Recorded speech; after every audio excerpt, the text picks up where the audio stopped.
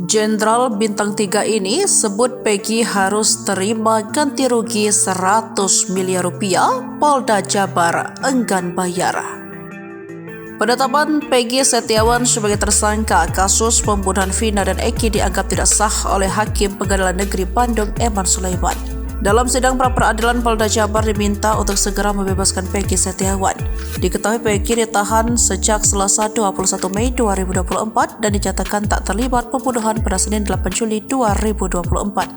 Selama 49 hari, Peggy ditahan dan berstatus tersangka utama kasus pembunuhan yang terjadi pada tahun 2016 silam. Dilansir dari Tribun Jabar, mantan Wakapolri Komjen Pol Purnawirawan Okroseno mengatakan Polda Jabar harus memberikan uang ganti rugi sebesar 100 miliar untuk Peggy yang menjadi korban salah tangkap.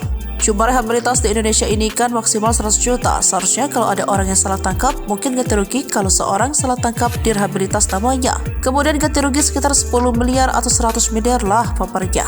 Pemberian uang ganti rugi dilakukan agar penyidik tidak sembarangan menangkap orang yang tak terlibat di kasus. Sementara itu, Kadif Hukum Polda Jawa Barat, Kombes Nur Hadi Handayani mengaku menghormati putusan sidang dan segera menindaklanjutinya. Ia belum mengetahui langkah penyidik setelah status Peggy Setiawan bukan tersangka lagi. Terkait uang kompensasi, Polda Jabar menyatakan tak akan memberikannya karena tak ada dalam putusan hakim.